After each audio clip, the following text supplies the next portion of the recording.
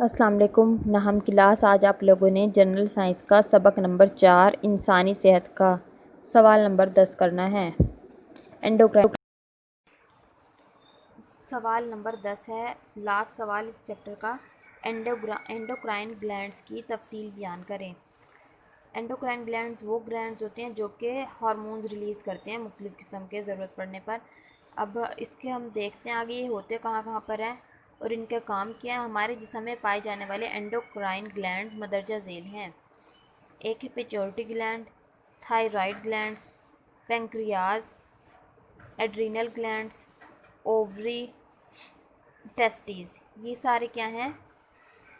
ये हैं endocrine glands. अब इनके काम देखते हैं और ये कहाँ कहाँ पर मौजूद होते हैं, एक एक करके पढ़ते हैं इन्हें।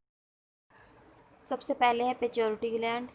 पिट्यूटरी एक छोटा सा ग्लैंड है जो साइज़ में बामुश्किल मटर के दाने के बराबर होता है। ये ग्लैंड दिमाग के एक हिस्से से जुड़ा होता है। क्योंकि ये तमाम ग्लैंड्स के अफ़ाल को कंट्रोल करता है, इसलिए इसे मास्टर ग्लैंड भी कहा जाता है। ये हार्मोन जिस्म की नशोनुमा और इसके कई दूसरे अफ़ाल को कंट्रोल करता है। पिट्यूटरी ग्लैंड दिमाग में मौजूद होता है, बहुत छोटा होता है, मटर के दाने के जितना। ये जो दिमाग में मौजूद है और बाकी तमाम ग्लैंड्स को कंट्रोल करता है, ये इस वजह से इसे हम मास्टर ग्लैंड भी कहते हैं। और इसका बेसिकली काम क्या है कि हार्मोन जो रिलीज़ करता है ये पिट्यूटरी ग्लैंड, वो जिस्म की नशोनुमा में मदद करता है और दूसरे अफ़ाल को कंट्रोल करता है। दूसरा है थायराइड ग्लैंड। थायराइड ग्लैंड गर्दन में अगली जानिब वाक़या होता है। थायराइड ग्लैंड दो किस्म के हार्मोन बनाता है। दोनों हार्मोन्स आयोडीन की मौजूदगी में खारिज होते हैं। ये हार्मोन्स जिस्म की नशोनुमा में मदद देते हैं और कैल्शियम की मिकदार ख़ास हद तक बढ़ने नहीं देते। जिस्म में आयोडीन की कमी के बायस थायराइड ग्लैंड जिसामत में बढ़ जाते हैं और ग्लेहड़ की बीमारी का बायस बनते हैं।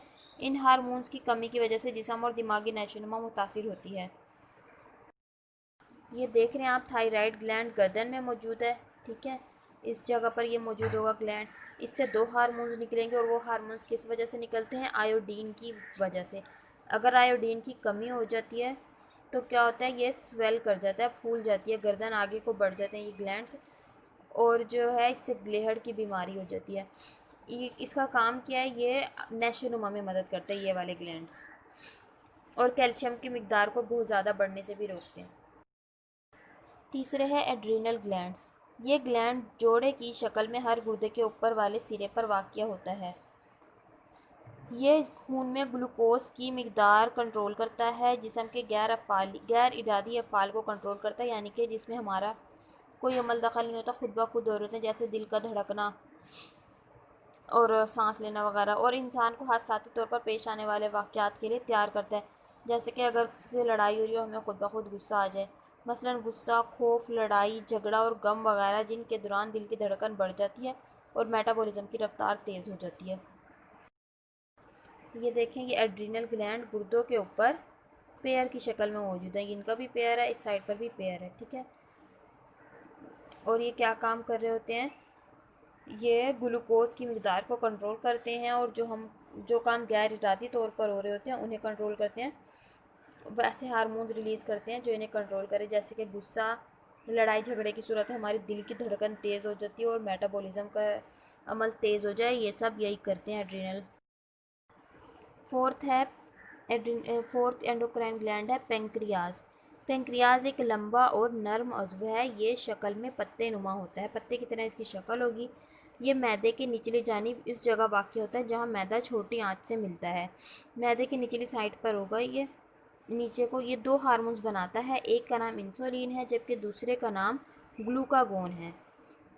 इंसुलिन खून में ग्लूकोज की मिकदार कम करती है और इसे मुकद्दरा हद तक लाने में मदद करती है। ग्लूकागोन इसके बरक्स अमल करता है। ये हार्मोन खून में ग्लूकोज की मिकदार को बढ़ाता है और इसे मुकर्ररा हद तक लाने में मदद देता है।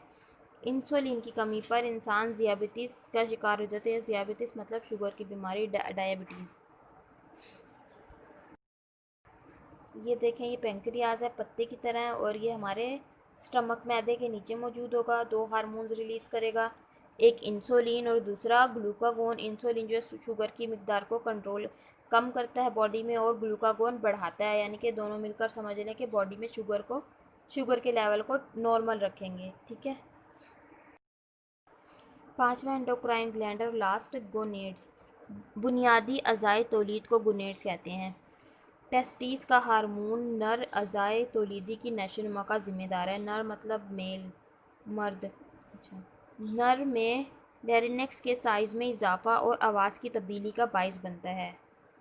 जब ये वाले हार्मोन्स टेस्टिस से जब हार्मोन्स रिलीज़ होते हैं तो क्या होता है कि आवाज़ जो है वो भारी हो जाती है। ठीक है, आवाज़ जैसे जैसे बड़ा होते जाते हैं आवाज़ चेंज होती जाती है ना, तो यही बता रहे हैं कि जब ये बड़े होते हैं तो फिर जो हार्मोन रिलीज़ होता है टेस्टिस से, उसकी वजह से आवाज़ जो है वो भारी होती जाती है, तब्दील होती जाती है।